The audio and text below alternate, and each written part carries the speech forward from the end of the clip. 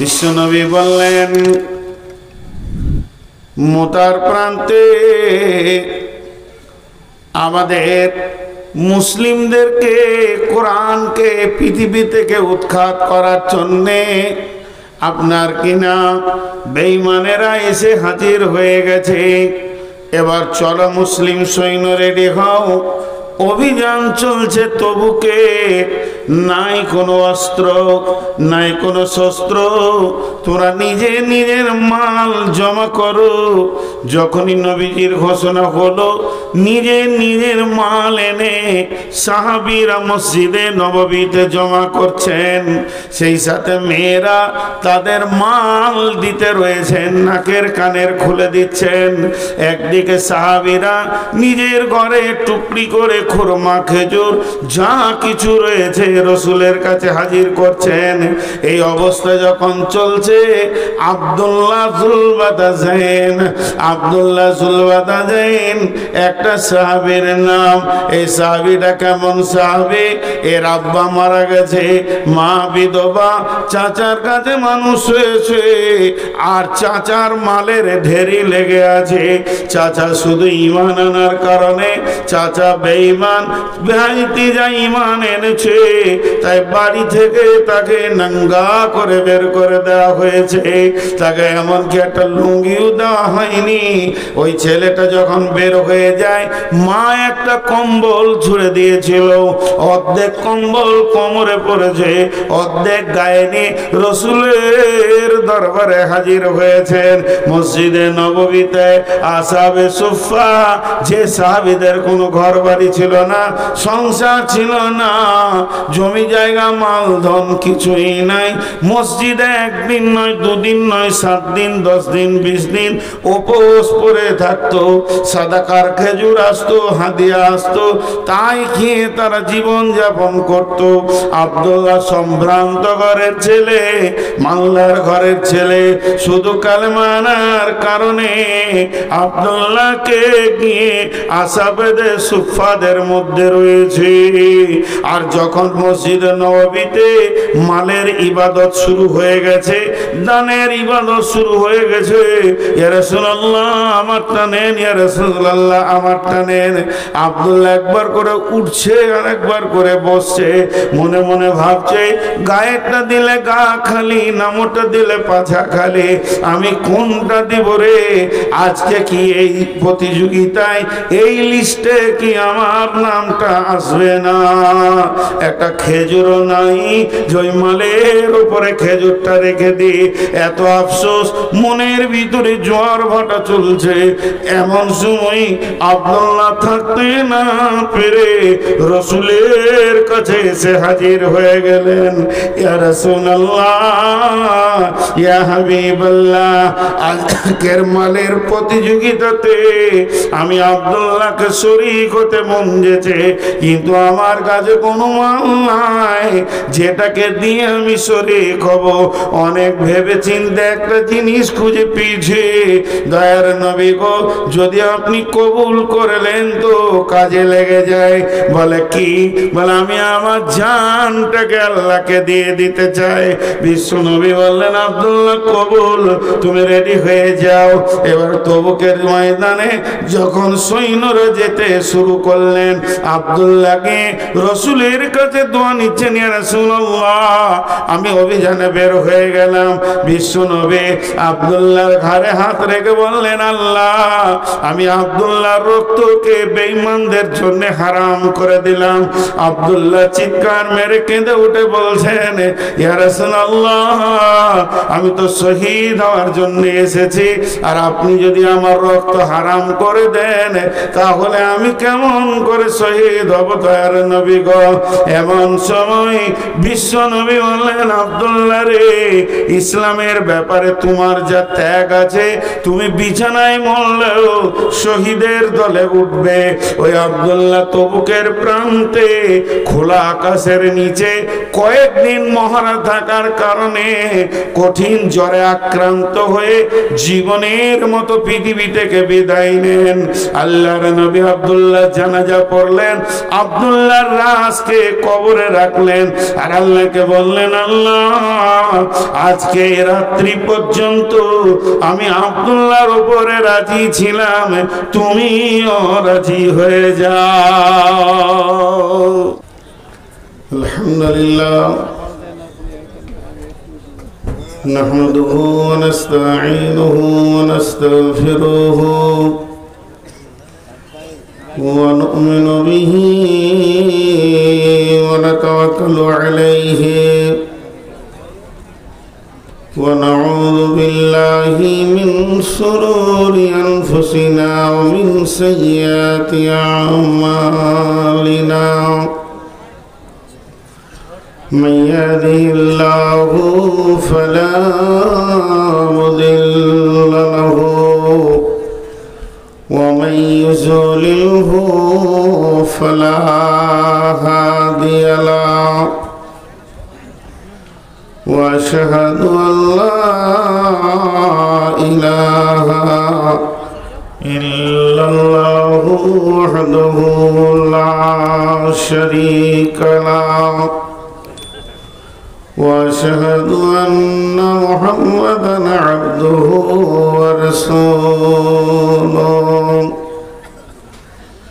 الذي أرسله بالحق بصيرا ونذيرا وداعيا إلى الله بإذنه وسراجا منيرا. أما بعد فإن خير الحديث كتاب الله وخير الهدي هدي محمد صلى الله عليه وسلم وشر الأمور محدثاتها وكل محدثة بدعة وكل بدعة ضلالة وكل ضلالة في النار. فقد قال الله تبارك وتعالى في كلامه المجيد وفرقانه الحميد. أعوذ بالله من الشيطان الرجيم. إن الله اشترى من المؤمنين أنفسهم وأموالهم بأن لهم الجنة يقاتلون في سبيل الله فيقتلون ويقتلون وعدا عليه حقا في التوراة والإنجيل والقرآن ومن أوفى بعهده من الله فاستبصروا ببيعكم الذي بايعتم به وذلك هو الفوز العظيم. التائبون العابدون الحامدون السائحون الراكعون الساجدون الآمرون بالمعروف والناهون عن المنكر والحافظون لحدود الله وبشر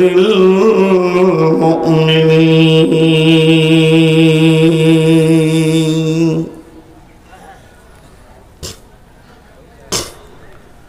আল্লাহর বাণী মাথায় লয়ে বলছি শোনো মুসলমান, যত্ন করে রাখবে মনে, হও যদি গো মুমিন। বিদায় কালে গেছেন বলে আমাদের শেষ নবী, সঙ্গের সাথী কেউ হবে না, হইবে তোমার আমিলান। যত্ন করে রাখবে মনে, হও যদি গো মুমিন।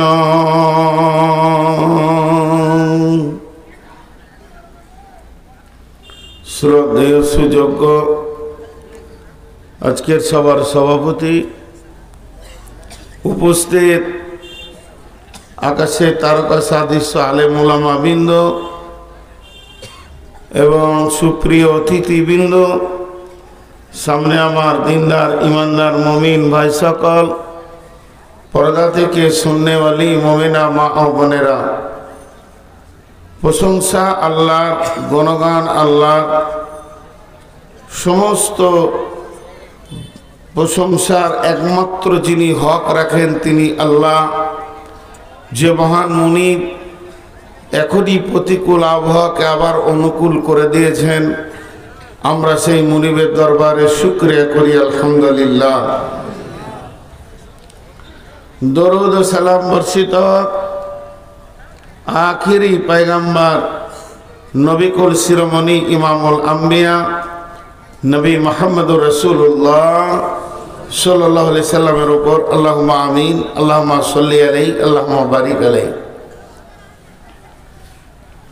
মোহতারাম ভাইও, আজিজ ও বুজুর্গ দোস্ত, আমি দীর্ঘ 1 ঘন্টা টোটাল বসে আছি। কারণ আছে, সবগুলি প্রয়োজন ছিল। মাদানী সাহেব যে বক্তব্যটা রাখলেন আপনারা কিভাবে শুনেছেন আমি জানি না, আমার তো মনে হলো আজকে আমার নতুন একটা ক্লাস হলো। ওই আয়াতগুলো আমি অনেক বক্তব্য রেখেছি, কিন্তু ওনার কাছে আমি আজকে নতুন তথ্য পেয়েছি। উনি আরও চালালে আমাকে আরও ভালো লাগতো। ঠিক মনে হচ্ছে যিনি পড়াচ্ছেন আর আমি পড়ছি। তো তারপরে ওসি সাহেব খুব দামি দামি কথা বলেছেন, প্রয়োজনীয় কথাগুলো বলেছেন। এর জন্যে বহু জায়গায় বসে থাকলে একটা বিরক্ত লাগে, কিন্তু এখানে সেটা লাগেনি। এগুলো সব প্রয়োজনীয় কথা হয়েছে। হিসাবটা খুব তাড়াহুড়ো করেই দিলেন উনি, আর একটু বললে ভালো হতো। তো কোনো যাক, উনি চারিদিকে পরিস্থিতি তাকিয়ে শর্ট করে দিলেন, শিক্ষিত মানুষ। তো যাই হোক, আমি এখন আপনাদের সামনে সূরা তওবা থেকে 2টি আয়াত পড়েছি এবং এই আয়াতগুলোকে সামনে রেখে খুব অল্প সময়ে বিদায় নিব ইনশাআল্লাহ। এবং আপনাদের সুপ্রিয় বক্তা, আজকের যিনি প্রধান বক্তা, আজকে যিনি প্রধান আলোচক, তিনি এসে হাজির হয়ে গেছেন ইনশাআল্লাহ। বাংলাদেশি আর বিদেশি মানি বিলাতি, তার একটা আলাদা স্বাদ থাকবেই। আমি যখন বাংলাদেশে যাই তখন মানুষ এক আলাদা নজরে দেখে, আর উনি আমার দেশে এসছেন, উনি মেহমান, ওনাকে যথা টাইমে ইনশাআল্লাহ আমি মাইক ছেড়ে দেব। কিন্তু যে মহিলা মাদ্রাসাটায়, আমি মহিলা মাদ্রাসায় সাধারণত জালসায় যাই কম আর ভিতরে ঢুকি কম। আজকে ঢুকে দেখলাম এই একটাই মহিলা মাদ্রাসা অতি সুন্দর করে সাজিয়েছেন, এবং এখানকার যারা মানে চিন্তায় রয়েছেন, খুব উঁচু মানের চিন্তাটা রয়েছে, যেটা বোঝা গেল।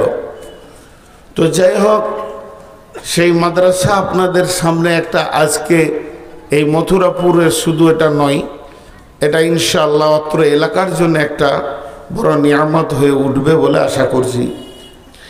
তো আমি যে বক্তব্য আপনাদের সামনে রাখবো, যে আয়াতগুলো পড়েছি, এই আয়াতগুলো আমরা কি ভাবছি, আপাহাসিবতুম আন্নামা খালাকনাকুম আবাসা, আমরা কি নিজেদেরকে অতিরিক্ত ভাবছি? ইন্নাহুম কানু লা ইয়ারজুনা হিসাবা, তারা এটা কোনোদিন মনে ভাবতো না, বা তারা এটা আশা করেনি যে একদিন হিসাব দিতে হবে। গল্প, এখন যদি গোপাল ভাঁড়ের গল্প ধরি, গল্প তো গল্পই, ওইটাকে কেউ গুরুত্ব দিয়ে নেবে না, তখন দেখা যাবে সবাই শুনবে, হাসবে। তেমনি আমরা কোরআনের যে ওসিয়ত, কোরআনের যে নসিহত, কোরআনের যে আদেশ, কোরআনের যে নিষেধ, কোরআনের যে ভয়, কোরআনের যে ওয়াইদ, কোরআনের যে ওয়াদা, যেগুলো আল্লাহ গছিয়ে গছিয়ে গছিয়ে গছিয়ে এই মানব সমাজকে দিয়েছেন, মানুষকে দিয়েছেন, মানুষ এইগুলোকে কি ভাবছে, কি ভাবছে? আমি একটা সাপোজ উদাহরণ দেওয়ার জন্য বলছি। ধরেন আপনার এই এলাকার কথা বলছি, এখানে 5টা জাতি বাস করে, জৈন, খ্রিস্টান, বৌদ্ধ, হিন্দু, মুসলমান। এখন কোরআন নামে নিয়ামতটা 4 জনের কাছে নাই, 1 জনের কাছে আছে। বৌদ্ধর কাছে কোরআন নাই, হিন্দুর কাছে কোরআন নাই, জৈনর কাছে কোরআন নাই, আর খ্রিস্টানের কাছে কোরআন নাই। কোরআন নামে নিয়ামতটা মুসলমান পেয়েছে, কোরআন নামে নিয়ামতটা মুসলমান পেয়েছে। আরেকবার বলছি, কোরআন নামে নিয়ামতটা মুসলমান পেয়েছে। আর যে কোরআনে A to Z সত্য, সত্যের ওপরে সত্য, মহাসত্য, যার একটা জের, যার একটা জাবার, যার একটা পেশ, যার একটা অক্ষর, যার একটা শব্দ, যার একটা শব্দ বাক্য, কোনোটা মিথ্যা নয়, সব সত্য। এখন কোরআন এখানে থাক, একটা ফিল্টে ওই 5 জাতির ছেলে চলাফেরা করছে। তাহলে যার কাছে কোরআন আছে তার চলাটা হিন্দুর মতো, জৈনর মতো, খ্রিস্টানের মতো, ইহুদির মতো, নাসারার মতো। আরে ভাই, তাহলে এর কাছে কোরআন থেকে লাভটা কি হলো? মনে হচ্ছে না। এক কথাই বলে দিই, মুসলমানদের চাল চলন, উঠা বসা, লেনদেন, ঋণ পরিশোধ, ঋণ নেওয়া, ঋণ দেওয়া, স্বামী স্ত্রী ঘর সংসার করা, ছেলে পেলেকে নিয়ে চলা, বাড়ি ঘর, এই যে পৃথিবীটাও চালাচ্ছে, মনে হচ্ছে না যে জাহান্নাম আছে, আখিরাত আছে, হিসাব হবে। মনে হচ্ছে না। এত উদাস, এত উদাস। জি ভাই, একটা কসাইয়ের কাছে 5টা জিনিস আনা হয়েছে: গরু, ছাগল, ভেড়া, দুম্বা, মানুষ। 5টাকেই কাটবে ও। গরু, ছাগল, ভেড়া, দুম্বা, মানুষ, যে 5টাকে বেঁধে রেখেছে 5টা খুঁটিতে। কসাই ছুরি ধার করছে, কাঠ রেডি করছে, দড়ি রেডি করছে, খাল ছাড়াবে। আর এদেরকে আমের পাত দিয়েছে, মানুষটাকে একটা কেক দিয়েছে। মানুষ খায় কে? নাগাল্যান্ডে খায়, নাগাল্যান্ডের কসাই। তো এই ছাগল পাতা খেয়েছে, গরু ঘাস খেয়েছে, ভেড়া ঘাস খেয়েছে, দুম্বা ঘাস খেয়েছে, মানুষটা খেতে পারবে? কেন পারবে না? যার চেতনা আছে যে এরপর কি কাজ শুরু হবে, এদের চেতনা নাই। তো পৃথিবীর বুকে যত জাতি আছে, যারা কোরআন পেল না, তারা চেতনা পেল না, চেতনা পেল না, চেতনা পেল না। এরপরে কি হবে? সে সুদ খাবে, সে জো খেলবে, সে লুচ্চামি করবে, সে বেহায়াপনামা করবে, রান্ডিগিরি করবে, পৃথিবী যত স্বাদ আছে হই হুল্লোড় করে উড়াবে। মুসলমান পারবে? পারছে কেন? এরা আবার বেশি পারছে। জি, এরা বেশি পারছে। এদের বোতলে হয় না বেরেল, ব্যারেল। বোতল বললে বলবে এ ওল্ড মৌলবি, আগেকার খবর ছিল, এখন বেরেল। আর মুসলিমদের সব থেকে বড় দুশ্মন হলো ইহুদি। ইহুদিদের সুন্নতকে প্রত্যেকটি যুবক গ্রহণ করেছে, মাথার চারিদিককে নাড়া করে মাথার মাঝে চুল দিয়েছে, এটা ইহুদি দিয়েছে। আর ইহুদি হচ্ছে আমার রসুলের জানি দুশ্মন। কেন গ্রহণ করলো? কেন গ্রহণ করলো? জি ভাই, হিসাব একদিন লাগবে, হিসাব একদিন লাগবে। বিসমিল্লাহির রহমানির রহিম। ইন্না ইলাইনা ইয়াবাহুম সুম্মা ইন্না আলাইনা হিসাবাহুম। ইন্না ইলাইনা ইয়াবাহুম, তোমাকে আমার কাছে ফিরে আসতেই হবে। সুম্মা ইন্না আলাইনা হিসাবাহুম, তারপরে তোমাকে তোমার জিন্দেগির হিসাব দিতেই হবে। আল্লাহ এটা প্রথম বলেননি, শেষে বলেছে। আল্লাহ প্রথম বলেননি। আল্লাহ কি বলছেন? অনেকগুলো জাহান্নামের কথা বললেন সূরাটায়, তারপরে জান্নাতের কথা বললেন, তারপরে চারখানা কুদরতির কথা বললেন। আফালা ইয়ানজুরুনা ইলাল ইবলি কাইফা খুলিকাত ওয়া ইলাস সামাই কাইফা রুফিআত ওয়া ইলাল জিবালি কাইফা নুসিবাত ওয়া ইলাল আরদি কাইফা সুতিহাত। চারখানা কুদরতি কথা বললেন। প্রথমে জাহান্নামের কথা বলে নিলেন সূরা কাসিয়ায়। কিয়ামত থেকে নিয়ে জাহান্নাম পর্যন্ত কথাগুলো শেষ করার পর এরপরে আল্লাহ জান্নাতের কথা বললেন। আর জান্নাত আর জাহান্নামের কথা যখন শেষ হয়ে গেল, বিশ্ববাসীকে লক্ষ্য করে বলছেন, তোরা চারটা জিনিস খেয়াল কর, তাহলে তোদের রবের ব্যাপারে তোদের বুঝে আসবি। এরপরে আল্লাহ তাবারাক ওয়া তাআলা বিশ্ব নবীকে বলছেন, বিশ্ব নবীকে বলছেন মানে সমস্ত দায়ীদেরকে বলছেন, ফাযাক্কির ইন্নামা আনতা মুযাক্কির লাস্তা আলাইহিম বিমুসাইতির। তোমাকে বলতে বলেছি, তুমি বলে দাও। তোমাকে বলার জন্য পাঠানো হয়েছে, প্রশাসন ক্ষমতা তোমাকে দেওয়া হয়নি যে তাদেরকে চাপকিয়ে মসজিদে ভরবে। লাস্তা আলাইহিম বিমুসাইতির ইল্লা মান তাওয়াল্লা ওয়া কাফার। এরপরও যদি তারা গর্দন ঘুরিয়ে পালিয়ে যায়, ইল্লা মান তাওয়াল্লা ওয়া কাফার ফায়ুআযিবুহুল্লাহুল আযাবাল আকবার।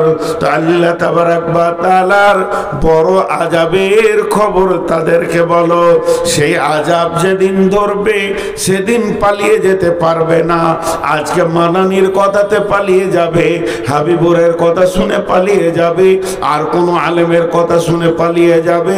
সেই দিন জাহান্নাম যখন ওকে ধরবে পালিয়ে যেতে পারবে না। ইল্লা মান তাওয়াল্লা ওয়া কাফার ফায়ুআযিবুহুল্লাহুল আযাবাল আকবার। ইন্না ইলাইনা ইয়াবাহুম, আমার কাছে ফিরে আসতেই হবে। সুম্মা ইন্না আলাইনা হিসাবাহুম, এবং আমার কাছে এসে তাকে জীবনের হিসাব দিতেই হবে।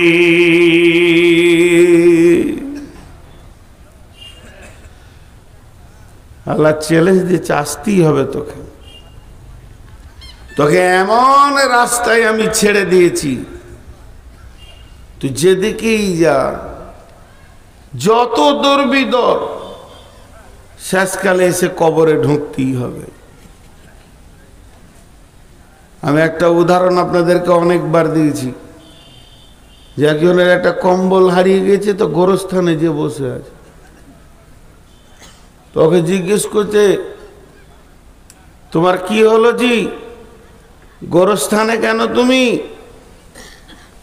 তুমি গোরস্থানে কেন? বলে আমার কম্বল হারিয়ে গেছে। বলে মরারা চুরি করেছে? এই মরারা চুরি করেছে তাই তুমি এখানে এসছো?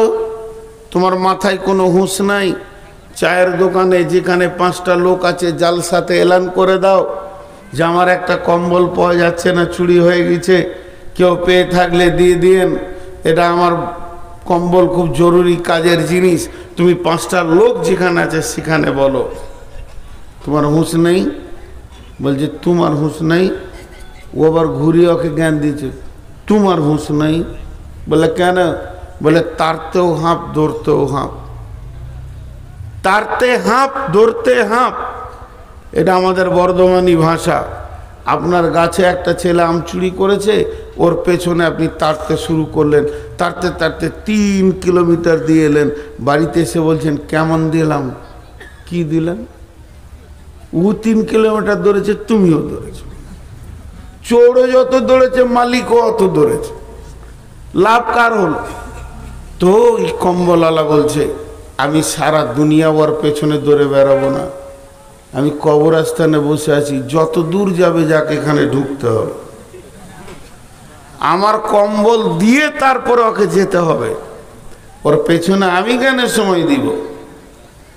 বন্ধুরে আমার, আল্লাহ তাবারক ওয়া তাআলা বলছেন গোলাম পৃথিবীর বুকে যত মস্তানি করবে করে নাও, কিছুটা স্বাধীনতা দিয়েছি, ইম্মা শাকিরা ওয়া ইম্মা কাফুরা। তুমি আমার সঙ্গে বেঈমানি করো, চাই তুমি আমার শুকরিয়া আদায় করো, কিন্তু একটা দিন জেনে নাও ইন্না ইলাইনা ইয়াবাহুম সুম্মা ইন্না আলাইনা হিসাবাহুম। একদিন আমার কাছে ফিরে আসতেই হবে এবং জীবনের হিসাব দিতেই হবে।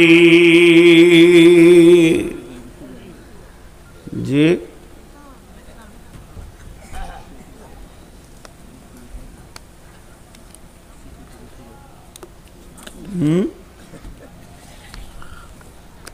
কি কর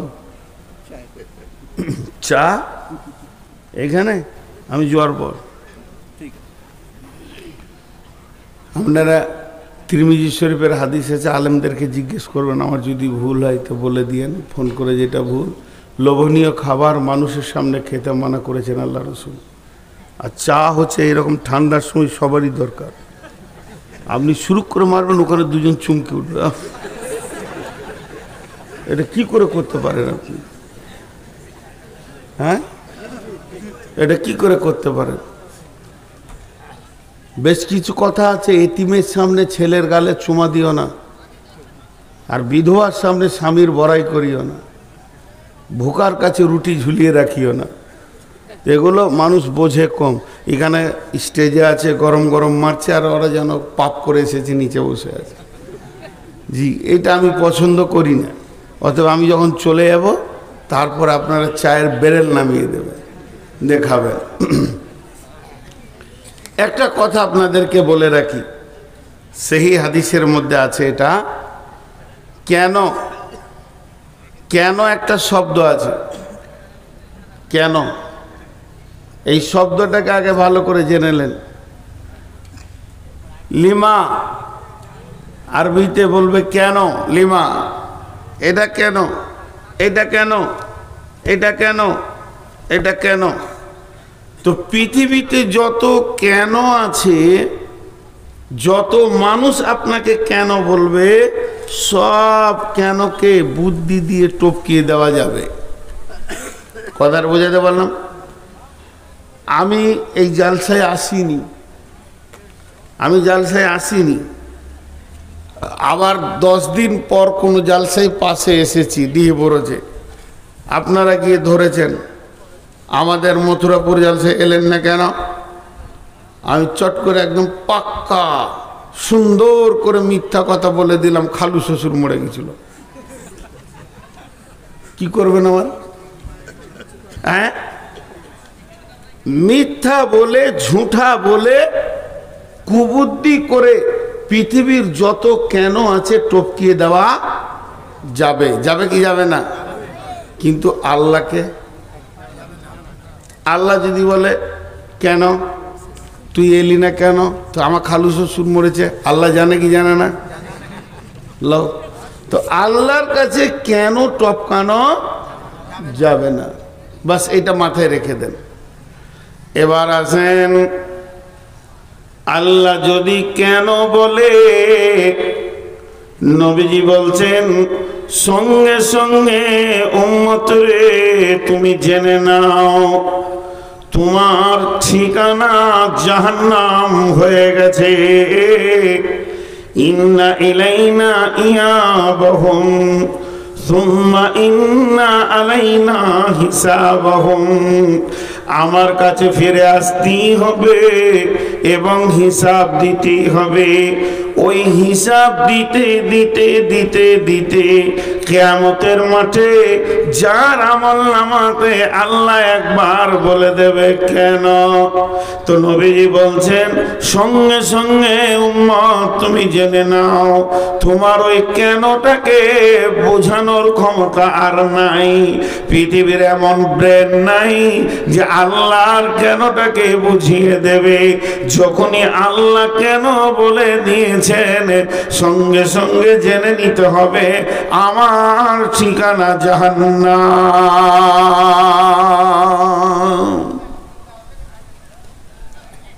আমার ঠিকানা জাহান্নাম। এখন একটা কথা আপনাদেরকে বুঝাবো, 1 মিনিট। সেই কথাটা কি? আমানত মিলকিয়াত, আমানত মিলকিয়াত। আমানত মানে আমি স্টেজ থেকে নামলাম, এমন সময় আপনি এসে আমার পাশে দাঁড়িয়ে বললেন ওস্তাদ এই 500 টাকা, যেমন আজকে সেলিম বলে এক ছেলে 500 টাকা দিয়েছেন, দোয়া চেয়েছেন, আমি দোয়া করব, এখানেও দোয়া করব। আরেকটা নিয়ত করেছি যে আমি রমজানে উমরাই চললাম, ইনশাল্লাহ কাবার দরজায় দোয়া করব, ইনশাল্লাহ বড় কঠিন রোগে আছে, তা আমি ওইটা নিয়ত করেছি। এর জন্যে আমি এখনো স্থগিত রয়েছি যে ওটা অনেক বড় দোয়া, কাবার দরজায় গিয়ে দোয়া করবো ইনশাআল্লাহ। 500 টাকা এখানে দিয়েছেন। তো আমি যে কথাটা আপনাদেরকে বলছি এটা আমানত।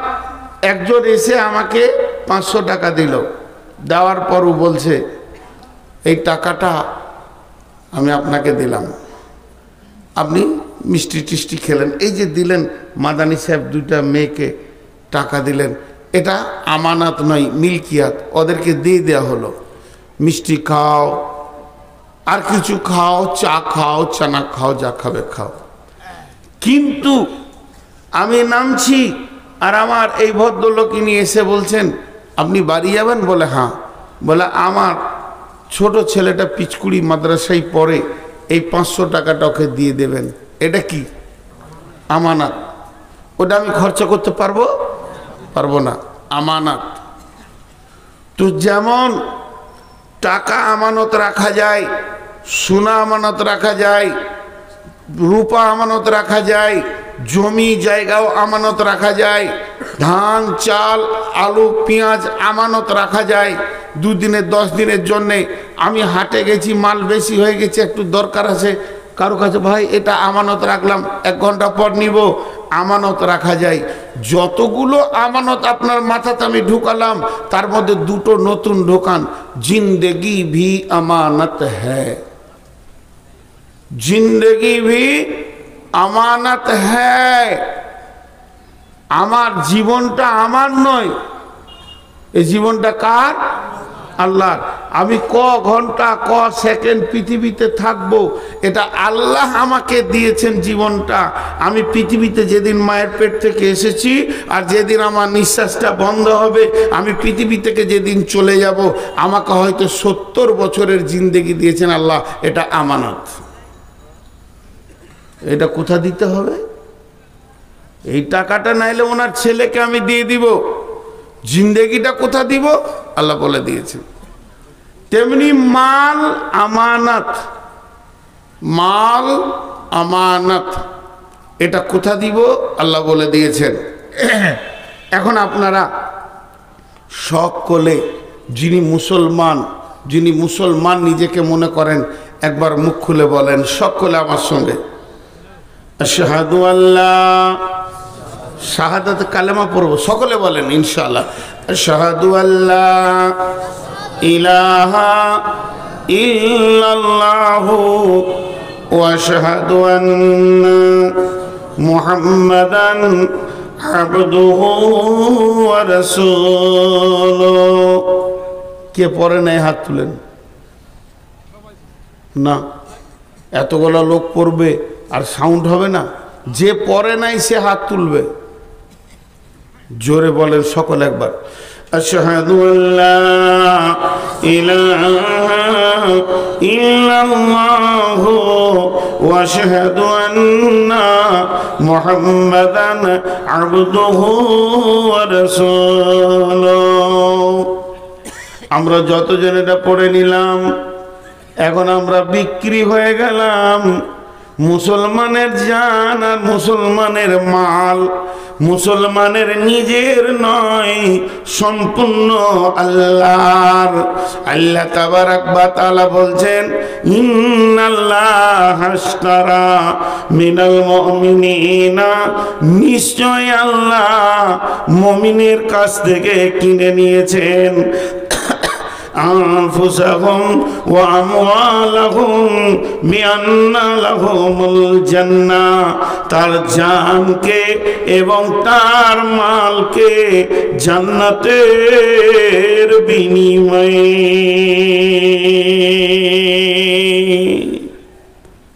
আল্লাহ বলছে তোর জান আর তোর মাল আমি দুটি কিনে নিয়েছি, তুই জান মাল আমাকে দিবি আর আমি তোকে বিনিময়ে টাকা পয়সা দিব না, জান্নাত দিব। জান্নাতের বিনিময়ে আমি কিনে নিয়েছি। কার কাছে কিনেছে? কাফেরের কাছে লয়, মুশরিকের কাছে লয়, ফাসেকের কাছে লয়, জালেমের কাছে লয়। আর আপনার কিনা মুশরিক কাফির এদের মুনাফিকের কাছে নয়, কিনেছে মমিনের কাছ থেকে। তুই মমিন? হ্যাঁ আমি মমিন, আমি মমিন, আমি ইমানদার। আল্লাহ বলছে তোর জান মাল আমার, এবার তোর কাছে আছে আমানত, তোর কাছে আছে আমানত। ফালা তাকরাবু ফাওয়াহিশা মা জাহারা মিনহা ওয়া মা বাতান। আল্লাহ তাবারাক ওয়া তাআলা বলছেন তোর জিন্দেগিটাকে আমার রাস্তায় ব্যয় করতে হবে। আমানতের এক তিল পরিমাণ যদি খিয়ানত করে দাও, কঠিন কিয়ামতের দিন জবাব লাগবে। কেমন? এবার বুঝাবার জন্য বলছি, কথাগুলো বুঝার চেষ্টা করেন। আমি বলিনি যে বুখারী মুসলিমে এরকম আছে, শুধু আপনাদেরকে অনুসূচনা দেওয়ার জন্য, বোঝানোর জন্য বলছি। আল্লাহ ডাকছে একজনকে, আয় হাবিবুর রহমান এসো, তোমার জীবনের হিসাবটা দাও, মালেরটা পরে হবে। একদিনের নিচে মনে করেন আল্লাহ তাবারাক ওয়া তাআলা বললেন তোমাকে আমি 70টা বছর দিয়েছিলাম পৃথিবীতে নিঃশ্বাস নিতে। প্রতি বছরে 12টা মাস ছিল, প্রতি মাসে 30টা দিন ছিল, প্রতিদিনে 24টা ঘন্টা ছিল, প্রতি ঘন্টায় 7টা মিনিট ছিল, প্রতি মিনিটে 7টা সেকেন্ড ছিল। তুমি 1 সেকেন্ড, 2 সেকেন্ড, 3 সেকেন্ড করে হিসাব দিতে শুরু করো। দিতে দিতে দিতে দিতে তুমি আমাকে 70 বছর পুজিয়ে দাও, জিন্দেগিটা কোন জায়গায় ব্যয় করেছো? এবার আল্লাহ বললেন, মনে করেন আজকের জন্যে তুমি বলো যে 24 তারিখে ফেব্রুয়ারি কিংবা 25শে ফেব্রুয়ারি তুমি কি করেছো?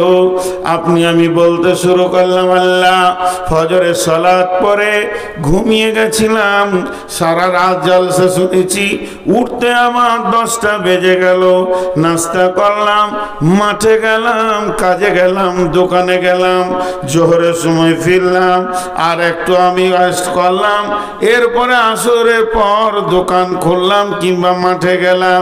আল্লাহ বলছে চলো আগে বাড়ো, আগে বাড়ো, আগে বাড়ো। বলতে বলতে সারা দিনটা মসজিদ আর ঘর করে কাটালাম। এরই মাঝে রাস্তায় যেতে যেতে দেখছি জুয়ো চলছে কিংবা তাস চলছে।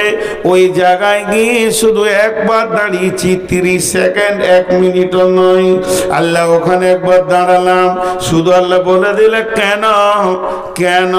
মানে বিশ্বনবী বলছেন তোমার গাড়ির চাকা জমে গেল, আর তুমি জান্নাতে যেতে পারবে না। কারণ আল্লাহ কোরআনে বলেছেন ফালা তাকরাবুল ফাওয়াহিশা মা জাহারা মিনহা ওয়া মা বাতান।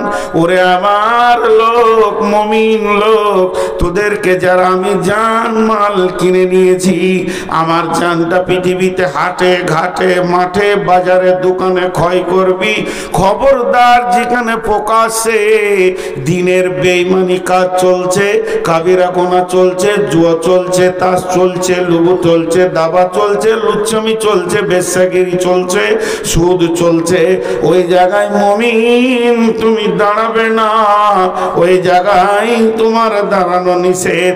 আমি কোরআনে বলে দিয়েছি, অথচ তুমি ওখানে 30 সেকেন্ড ক্ষয় করে দিয়েছো। আল্লাহ একবার বলবে কেন? নবীজি বলছেন উম্মত তুমি জেনে নাও তোমার চাকা জমে গেছে।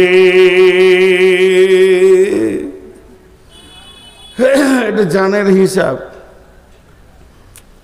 মালের হিসাব এরকম লাগবে। আল্লাহ মাদ্রাসায় দিয়ে দিয়েছি 10,000, ঠিক আছে। মসজিদে 20,000, ঠিক আছে। এতিম মিসকিনকে দিয়েছি 50,000, ঠিক আছে, কোনো অসুবিধা নেই। আমি বলেছি মালগুলো ওখানেই দাও। হুট করে বলে দিলে পূজার চাঁদা চাইছিল, মাত্র 2 টাকা দিয়েছি, কেন? বাস জমে গেল, চাকা জমে গেল, আর আগে বাড়বে না। অতএব ইন্না ইলাইনা ইয়াবাহুম সুম্মা ইন্না আলাইনা হিসাবাহুম।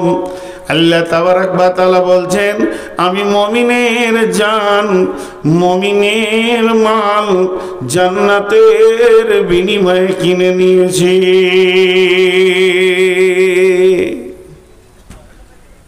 আমি যেখানে যেখানে ব্যয় করতে বলবো সেই সেই জায়গাতে মুমিনের জান আর মুমিনের মালকে ব্যয় করো, ব্যয় করো। কিন্তু আমরা উল্টা জায়গায় ব্যয় করি। ইউকাতিলুনা ফি সাবিলিল্লাহি ফায়াকতুলুনা ওয়া ইউকতালুনা ওয়া'দান আলাইহি হাক্কান ফিত তাওরাতি ওয়াল ইনজিলি ওয়াল কুরআন।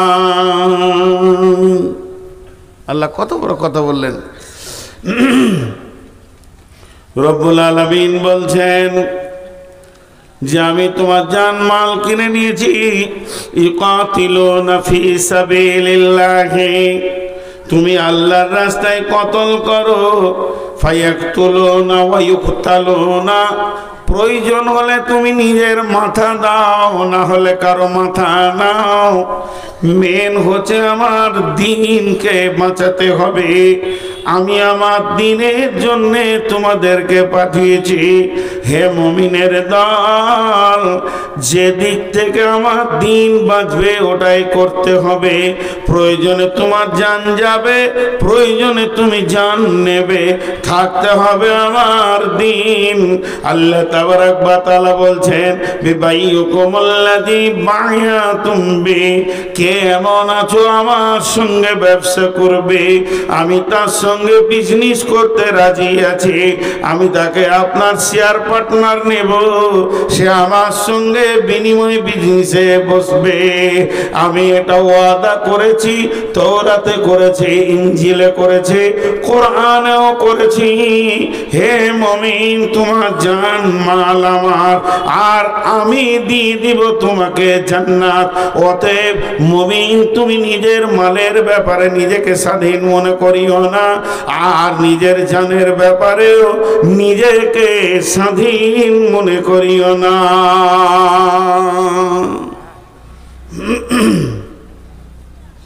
কিন্তু আমরা জানমালের ব্যাপারে উদাস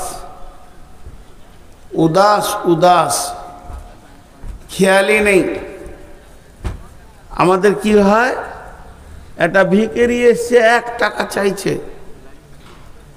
সকালে বাজারে গেছেন, একটা ভিখারি এসছে, ওকে 1 টাকা চাইছে, ধুমকিয়ে দিলেন, যা তো হামাকায় খুচরা খাজরা না এসে বিরক্ত করে বকলেন। আর বন্ধু ওকে নিয়ে হোটেলে ঢুকে, মিষ্টির দোকানে ঢুকে মিষ্টি সিঙ্গারা ল্যাংচা চমচম করে 200 টাকা খরচা করে দিলেন। কোনটা আল্লাহর কাছে জমা হবে আর কোনটা খরচার খাতায় জমা হবে, খরচা লাগবে, আল্লাহর কাছে হিসাব দিতে হবে, এটা আমাদের জ্ঞানের খাতায় কোলাইছে না। জি, এটা জ্ঞানের খাতায় কোলাইছে না। বিশ্বনবী বললেন, মোতার প্রান্তে আমাদের মুসলিমদেরকে, কোরআনকে পৃথিবী থেকে উৎখাত করার জন্যে আপনার কিনা বেঈমানেরা এসে হাজির হয়ে গেছে।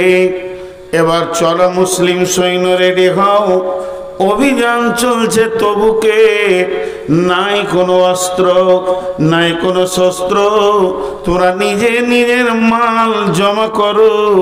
যখনই নবীজির ঘোষণা হলো, নিজের মাল এনে সাহাবীরা মসজিদে নববীতে জমা করছেন। সেই সাথে মেয়েরা তাদের মাল দিতে রয়েছেন, নাকের কানের খুলে দিচ্ছেন। একদিকে সাহাবীরা নিজের ঘরে টুকরি করে খুরমা, খেজুর যা কিছু রয়েছে রসুলের কাছে হাজির করছেন। এই অবস্থা যখন চলছে, আব্দুল্লাহ জুলবাদাজাইন একটা সাহাবীর নাম। এই সাহাবীটা কেমন সাহাবী, এর আব্বা মারা গেছে, মা বিধবা, চাচার কাছে মানুষ হয়েছে, আর চাচার মালের ঢেরি লেগে আছে। চাচা শুধু ঈমান আনার কারণে, চাচা বেঈমান, ভাইটি যা ঈমান এনেছে, তাই বাড়ি থেকে তাকে নাঙ্গা করে বের করে দেওয়া হয়েছে। তাকে এমনকি একটা লুঙ্গিও দেওয়া হয়নি। ওই ছেলেটা যখন বের হয়ে যায়, মা একটা কম্বল ছুঁড়ে দিয়েছিল, অর্ধেক কম্বল কোমরে পড়েছে, অর্ধেক গায়ে নিয়ে রসুলের দরবারে হাজির হয়েছেন। মসজিদে নববীতে আসহাবে সুফফা, যে সাহাবীদের কোনো ঘর বাড়ি ছিল না, সংসার ছিল না, জমি জায়গা মাল ধন কিছুই নাই, মসজিদে 1 দিন নয়, 2 দিন নয়, 7 দিন, 10 দিন, 20 দিন উপোস করে থাকতো। সাদাকার খেজুর আসতো, হাদিয়া আসতো, তাই খেয়ে তারা জীবন যাপন করত। আব্দুল্লাহ সম্ভ্রান্ত ঘরের ছেলে, মাল্লার ঘরের ছেলে, শুধু কালেমা আনার কারণে আব্দুল্লাহকে গিয়ে আসহাবে সুফফাদের মধ্যে রয়েছে। আর যখন মসজিদ নববীতে মালের ইবাদত শুরু হয়ে গেছে, দানের ইবাদত শুরু হয়ে গেছে। ইয়া রাসূলুল্লাহ আমারটা নেন, ইয়া রাসূলুল্লাহ আমারটা নেন। আব্দুল্লাহ একবার করে উঠছে আর একবার করে বসছে, মনে মনে ভাবছে গায়েরটা দিলে গা খালি, নামটা দিলে পাছা খালি, আমি কোনটা দিব রে? আজকে কি এই প্রতিযোগিতায় এই লিস্টে কি আমার নামটা আসবে না? একটা খেজুরও নাই, জয়মালের উপরে খেজুরটা রেখে দি। এত আফসোস, মনের ভিতরে জোয়ার ভাটা চলছে।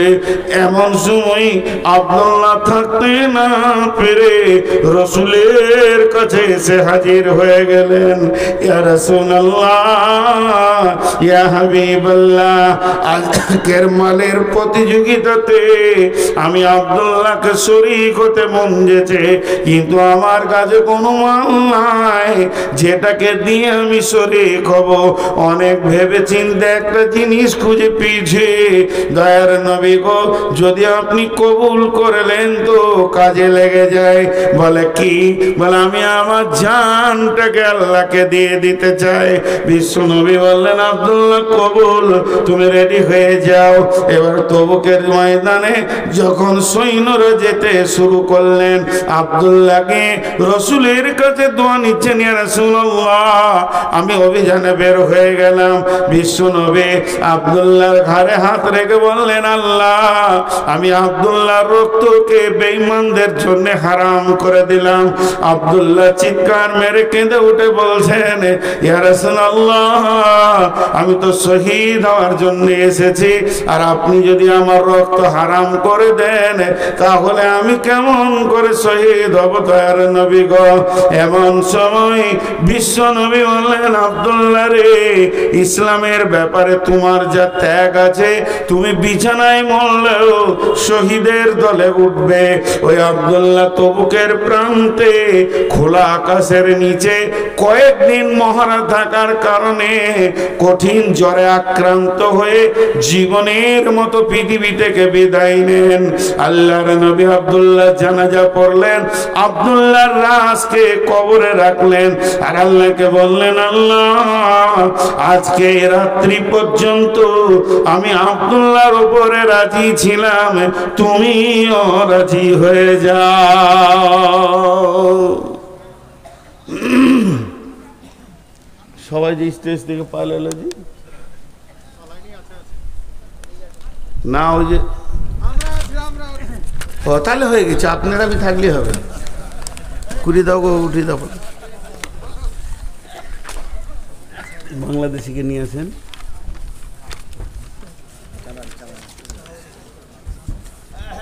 আমার 12টা পর্যন্ত না, 12টা পর্যন্ত, তারপরে তো কিছু খালে কালেকশন করবো।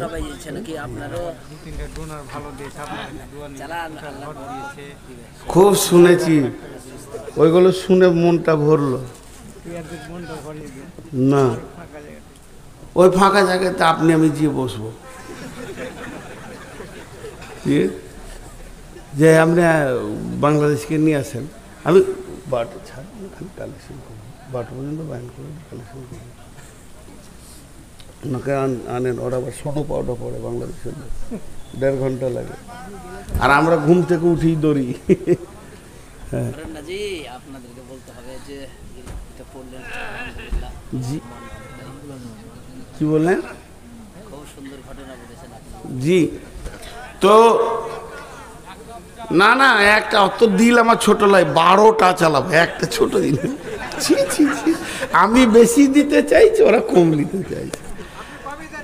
তো আমি যে কথাটা আমি আসলে আপনাদেরকে আমার মনের কথাটা বলছি না।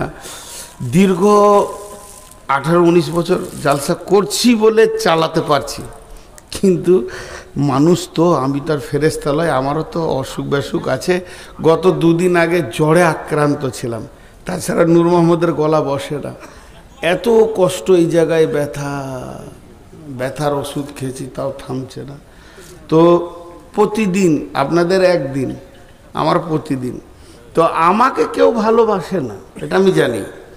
কারণ আমাকে যদি কেউ ভালোবাসতো তো বলতো, হুজুর আপনার যখন অসুখ তা যান 1 ঘন্টায় আজকে বলেন।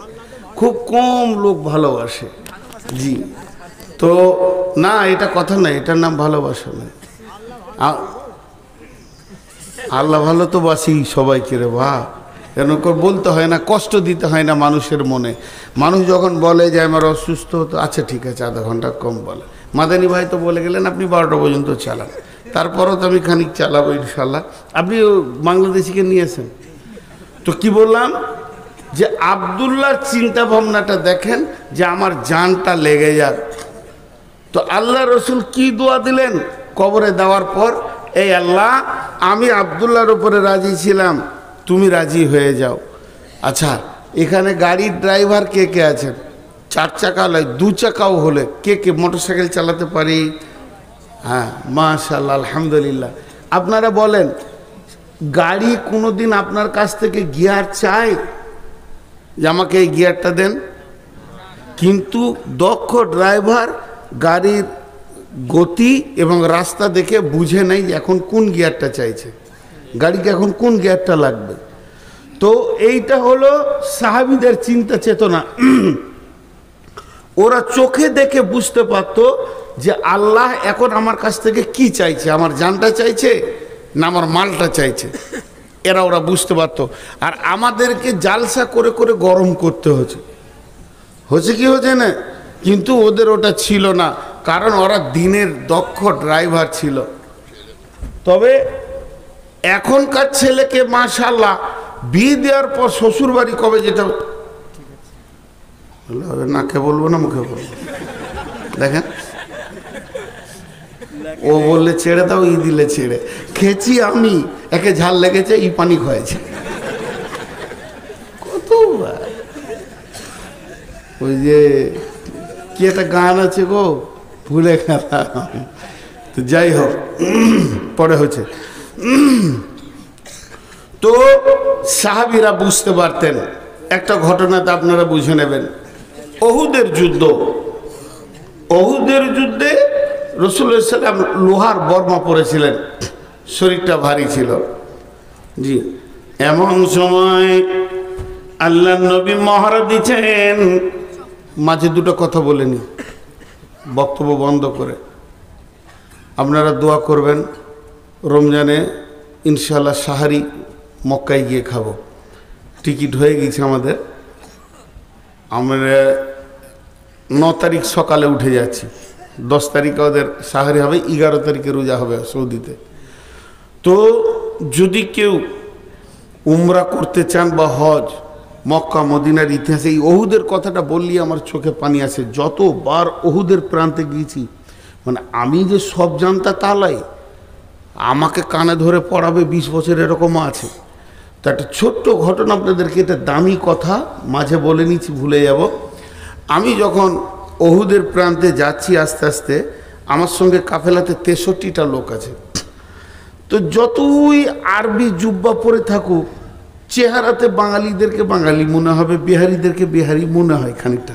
আবচ্ছন্ন লাগে কি লাগে না? লাগে। বিহারিরা যত দামি কাপড় পরুক না কেন, গলায় গামছাটা লিবি ওরা, তাতে মন্ত্রী হোক আর মিনিস্টার হোক। তো ঠিক ওই রকম আমি দূরে থেকে আমার এক বন্ধুকে বলছি যে ওহুদের কবরের পাশে মদিনা ইউনিভার্সিটির ছাত্রদেরকে ডিউটি দেওয়া হয় যে তুমি এখানে কথাগুলো বলবে। তা আমি অনেক দূর থেকে যেছি, আর আমার সাথীটাকে বলছি, দেখে ছেলেটাকে আমাকে বাঙালি বাঙালি মনে হচ্ছে, আবার বাংলাদেশিও মনে হচ্ছে। তোর কাছে গিয়ে প্রথমেই বাংলা বললাম যে আপনার বাড়ি কোথায়? বলছে আমার বাড়ি বাংলাদেশ, টাঙ্গাইল। আমরা তাহলে ঠিকই ধরেছি। বলছে আপনাদের বাড়ি? বলে আমাদের বাড়ি হচ্ছে পশ্চিমবঙ্গ, ভারত। তো টাঙ্গাইল পড়াশোনা কোথা করেছেন ভাই? বলছে পড়াশোনা করেছি যাত্রাবাড়ি মাদ্রাসায়, এখন মদিনাতে MA করছি। তো কী নিয়ে MA করছেন? বলছে হিস্টোরি নিয়ে MA করছেন। বলে আসল লোক পেয়ে গেছি, যে লোক খুঁজছিলাম ওইটাই পেয়েছি। কারণ ইতিহাস যারা পড়াশোনা করছে তারা বেশি বলতে পারবে, আসমাও রিজাল্টে যারা পড়বে তারা ফতোয়া বলতে পারবে, আর যারা তফসির নিয়ে পড়বে তাহলে কোন কোরআনের আয়াতটা কীভাবে নাজিল হয়েছে ওরা বলতে পারবে। তো হিস্টোরির মাল খুঁজছিলাম এতদিন, তো পেয়েছি। তো আমি তখন বললাম আমার মামার নাম করে, নিজের মামা, ওনাকে চেনেন? বলে হ্যাঁ, উনি আমার শিক্ষক বাংলাদেশের। অনেক পরিচয় হলো। যে তারপর আমি বললাম যে এই 60টা কাফেলায় আমার লোক আছে, এরা বাঙালি, এদেরকে ওহুদের যুদ্ধটা একটু বলে দেন। এমন করে বলছে, আমির হামজার লাশটা কোথা ছিল, হানজালার লাশটা কোথা ছিল, কোন দিক থেকে ওয়াইসি আমির হামজার কলিজাটা বের করেছিল, হিন্দা কোন দিক থেকে এসেছিল এবং কাফেররা কোন দিক থেকে এসেছিল, কোন জায়গায় গিরিপথে ছিল। সেই দিন আমার আবার ক্লাস হলো ওর কাছে, যেমন আজকে বললাম মাদানির কাছে আমার ক্লাস হলো, ওই আয়াত দুটো আমি অনেক তফসির করেছি, আজকে নতুন তফসির পেলাম। তো ওই রকম ধরনের গোটা জায়গাটা কয়েকবার জোয়াতে আমার চোখে জল জল করে ভাসছে। যখন আমি বলি দেখেছি অনেক হাজি অঝর নয়নে কাঁদে। আমির হামজার লাশ তো 50 বছর আগে বেরিয়ে গিয়েছিল, টকটক করে রক্ত পড়ছিল, তাকে স্থানান্তরিত করা হয়েছে। এখন সবগুলোকে এক জায়গায় করে দিয়ে দুটো কবরে, গণ কবর বলা হয়, একটাতে 14টা আছে, একটাতে 56টা আছে, 70টা শহীদকে এক জায়গায় রেখে ঘেরে দিয়েছে। তারপর ওখানে বেদাত শিরক করছে, যে যা করছে, পুলিশে অনেক অবসর আছে, সেটা আমি বলছি না। মধ্যখানে আমি শুধু এতটুকু এলান করলাম, যদি সহিভাবে হজ উমরা করবেন তো যোগাযোগ করিয়েন। জীবনে 10,000 20,000 টাকা বেশি লাগুক, কিন্তু জাহেলের সঙ্গে যেন না। আপনার গ্রামে জুমার দিন একটা গরিব মৌলানা এসেছে আর একটা বিরাট বড় কোম্পানি এসেছে, কাকে আপনি মিম্বারে তুলবেন আর কার পেছনে নামাজ পড়বেন? তো এখান থেকে বুঝে নিতে হবে হজ আর উমরা হলো ইবাদত। ইবাদত করতে গেলে আলেমের পেছনে করতে হবে, জাহেলের পেছনে যেন না। সমস্ত কিছু আপনার শেষ হয়ে যাবে, পয়সা টয়সা কিন্তু আসলে কিছুই হবে না। এটা একটা এলান করলাম। দ্বিতীয়, কোনো ভালো মেধা ছেলে যদি আমার মাদ্রাসায় পড়তে চান, আমি একটা মাদ্রাসার দায়িত্বে আছি, দায়িত্ব নিচ্ছি, এবং সেই মাদ্রাসায় যদি পড়তে চান, জামাতের কোনো ছেলে হলে দক্ষ শিক্ষক দিয়ে তাদেরকে পড়াশোনা করা হবে এবং তাদেরকে সুন্দরভাবে দিনী শিক্ষার একটা ব্যবস্থা করা আছে। যোগাযোগ করবে আমার নাম্বারে, দুটো বলে দিলাম। এখন সেই ওহুদের কথাটাই বলছি। আবার ওহুদের প্রান্তে বিশ্বনবী মহড়া দিচ্ছেন, জিহাদে লড়াই করার থেকে সব থেকে দৃষ্টিকে বাদ পাখির মতো করে রাখাটাই হলো বড় কঠিন। কোন দিক থেকে কে আসছে, শত্রু দল কোন দিক থেকে আসছে, চারিদিক থেকে যেন মহড়া দিয়ে চলছেন। এমন সময় নবীজি চাইছেন একটা পাথরে উঠবো, যেই বারবার ওঠার জন্য চেষ্টা করছেন, কিন্তু স্বাভাবিকতায় পাথরটা উঁচু হয়ে গেছে, বিশ্বনবী উঠতে পারছেন না। এমন সময় হযরতে তালহা, আমি বললাম প্রথমেই বলেছি সাহাবীরা জানতেন এখন কোন গিয়ারটা লাগবে, ফার্স্ট গিয়ার না সেকেন্ড গিয়ার। ইসলামকে তারা চালিয়েছে, ইসলাম নামে গাড়ির তারা ড্রাইভার ছিল, আর আমাদেরকে বলতে হবে তুমি অমুক গিয়ারটা দাও। বন্ধুরা আমার, হযরতে তালহা দেখে নিলেন নবীজি পাথরটাই উঠবেন কিন্তু পারছেন না, শরীরটা লোহার বর্মা জামা পরে নিয়ে ভারী হয়ে গেছে। তাই হযরতে তালহা পাথরটা নিচে গিয়ে শুয়ে গিয়ে বলছেন, ইয়া রাসূলুল্লাহ, আপনি আমার বুকে পা রেখে পাথরে উঠে যান। কি প্রয়োজন এটা বুঝে নিয়েছে। পাথরের নিচে শুয়ে গিয়ে বলছে আমার বুকে পা রাখেন। বিশ্বনবী তালহার বুকে পা রাখলেন, আর কি বললেন, তালহা তুমি জান্নাতকে অজীব করে নিলে। জান্নাতের সংবাদ পেল, জান্নাতের সংবাদ পেল। এরপরে ওই তালহা আবার চারিদিকে তাকিয়ে আছেন। এমন সময় দেখছেন রোমান পাহাড়, ওই পাহাড়ে প্রাতদেশ দিয়ে একদম শত্রু দল হই করে চলে আসছে, তাদের হাতে তীর রয়েছে। লক্ষ্য করে যে তারা বিশ্ব নবীকে তীরগুলো মারবে, তাদের অন্য কাউকে লক্ষ্য নয়। হযরতে তালহা বিশ্ব নবীকে পেছন দিকে নিয়ে পাহাড়ের গুহাতে ভরে দিলেন এবং বুক পেতে দাঁড়িয়ে গেলেন। একটা নয়, দুটা নয়, দুইটি বাজুতে 180 খানা তীর খেলেন, তবু রসুলকে একটা লাগতে দেয়নি। আর তালহা বলেছিলেন, ইয়া রাসূলুল্লাহ, আপনি খবরদার গর্ত থেকে বের হবেন না, আমি তালহা যতগুলি তীর আছে বুকে নিয়ে নিব। আছেন দিনকে যারা বানিয়ে গেছে তাদের কাছে আমরা ঋণী। পারবেন এই তালহাকে? এই তালহা যেদিন পৃথিবী থেকে চলে যান, বিশ্বনবী জানাজা পড়েছেন। জানাজা পড়ার পর কবরে লাশ রাখা হলো। দোয়া লম্বা চওড়া করেননি, ছোট্ট দোয়া। কি দোয়া? হে আল্লাহ, হে আল্লাহ, মাবুদ মওলা, কঠিন কিয়ামতের দিন ইসরাফিল যখন সুর ফুঁকবে, মানুষ যেদিন নাফসি নাফসি করবে, সেই রকম কঠিন দিনে আমার তালহা কবর থেকে যখন উঠবে, মাবুদ রে তোমার কাছে আবদার, আমার তালহাকে দেখে তুমি মুচকে হাসবে, আর আমার তালহা তোমাকেও দেখে হাসবে। বন্ধু কত মহব্বতের। আপনি আগিয়ে আনতে গেছেন বাস স্ট্যান্ডে, জি সাগরদিঘি ট্রেন রেলওয়ে স্টেশনে, বন্ধু যখন নামছে গেট ধরে আর চোখে চোখ পড়েছে, দেখবেন দুজনেই হাসে। এই হাসিটা নিয়ামত, দুজন দুইজনকে দেখে একটা হাসে। তো আল্লাহ তুমি সেই দিন তালহাকে দেখে হাসবে আর তালহা তোমাকে দেখে হাসবে। কত বড় কথা বললেন। এই দোয়াটা কখন পেয়েছিল? যখন 180টা তীর খেয়েছিল। আমি তো আপনাদেরকে গল্প শোনাতে বসাইনি আজকে গোপাল ভাঁড়ের। আল্লাহ বলছেন ইন্নাল্লাহা আশতারা মিনাল মুমিনিনা, হে মুমিনের দল, আমি তোমাদের কাছ থেকে তোমাদের জান, আনফুসাহুম ওয়া আমওয়ালাহুম, এবং তোমাদের মালকে কিনে নিয়েছি, বিআন্না লাহুমুল জান্নাহ, জান্নাতের বিনিময়ে, জান্নাতের বিনিময়ে। জি ভাই, আল্লাহ তাবারক ওয়া তাআলা আমাদের জান মালকে জান্নাতের বিনিময়ে কিনে নিয়েছেন।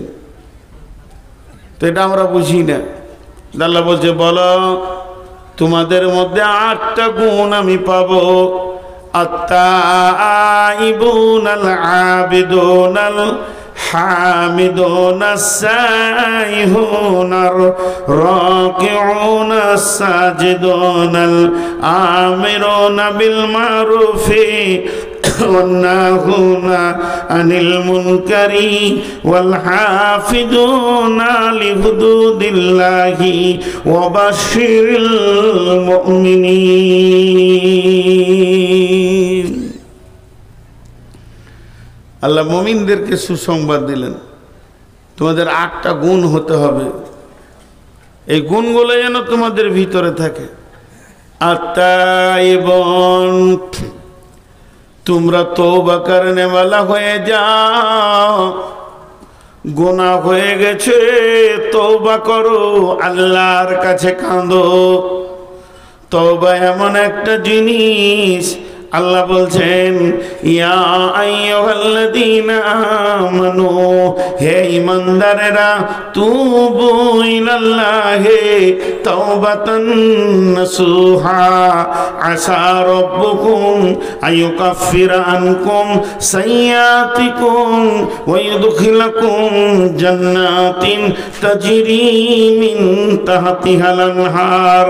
হে ঈমানদারেরা, তোমরা তওবা করো, প্রতিজ্ঞাবদ্ধ তওবা, নাসুহা, ওই তওবাটার ভিতরে এমন ইখলাস থাকবে, এমন প্রতিজ্ঞা থাকবে, যখন তুমি তওবা করবে তখন অন্তত নিয়ত করবে যে জীবনেও এ গুনাহ আর দ্বিতীয়বার করব না। তোমরা তওবা করনে वाला হয়ে যাও। তুবু ইলাল্লাহি তাওবাতান নাসুহা, আসা রাব্বুকুম আইয়ুকাফিরা আনকুম সাইয়্যাতিকুম ওয়া ইউদখিলাকুম জান্নাতিন তাজরি মিন তাহতিহাল আনহার। আশা করি আল্লাহ তোমার জীবনের গুনাহগুলোকে শুধু মাফ করবেন না, নেকিতে পরিণত করে দেবেন, এবং এমন একটা জান্নাতে ঢুকাবে যে জান্নাতের নিচে কুলকুল করে নদী বইছে।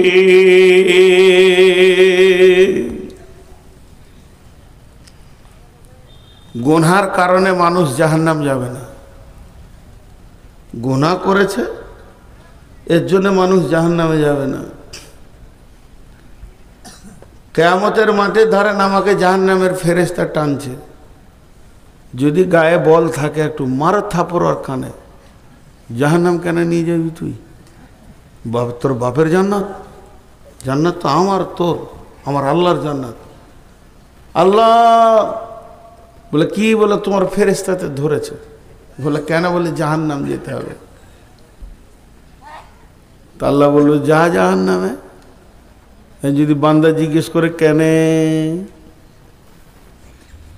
কেনে যাব, তা আল্লাহ বলবে গুনাহ করেছিস ওই জন্যে। লাভ, আমি এটা বুঝানোর জন্য বলছি, ভাবিয়েন না যে কোরআনের আয়াত বলছি। আল্লাহ বলছে জাহান্নাম যা, তোকে ফেরেশতাতে টানছে। তো আমি বলছি কেনে? তা আল্লাহ বলছে গুনাহ করেছিস তার জন্যে। লাভ, এবার যদি আমি আল্লাহকে বলি, আল্লাহ আপনি বলেছেন ইন্নাল্লাহা গফুরুর রহিম, নিশ্চয়ই আল্লাহ জবরদস্ত কঠিন গুনাহকে মাফ করনে वाला।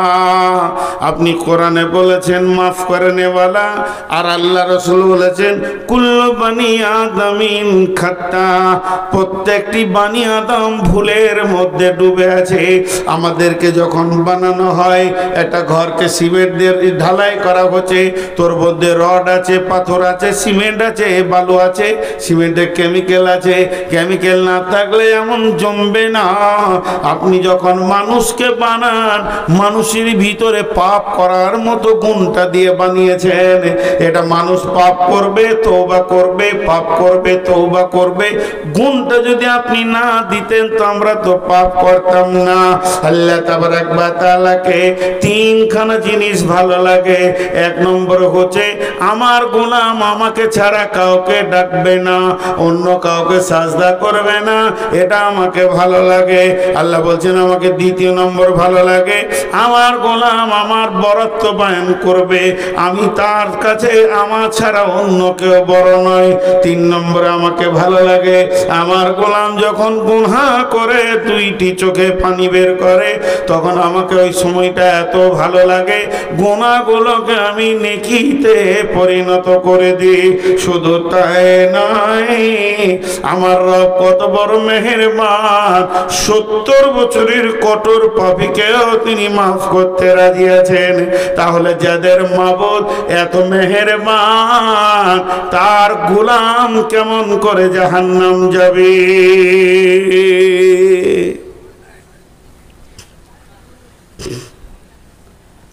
জলপাইগুড়িতে জালসা করতে গিয়েছি, জীবনের দুটো জালসার ইতিহাস আপনাদেরকে শোনাই, 30 সেকেন্ড লাগবে। আপনাদের জালসা স্টার্ট হয়েছে কখন? আসর পর। আসর পর। ওদের জালসা স্টার্ট হয়েছে ফজরের 1 ঘন্টা পর। স্টার্ট বিসমিল্লাহ হলো, তার আগে মাইকি বাজে নাই। আর একটা ঝাড়খণ্ডে গিয়েছিলাম ওই রকম। তো আমাকে অনেক রাতে দিয়েছে, লোক ঢুলছে। আচ্ছা, তো ঘুম ভাঙানোর ওষুধ কি? কিছুই খুঁজে পেয়েছি না। একটা একটা করে জাগানো যায়? তা আমি শুরু করে দিলাম উল্টা দিকে জালসা। উল্টা জালসা শুনেছেন কোনোদিন? ওই আমি বললাম বিসমিল্লাহির রহমানির রহিম।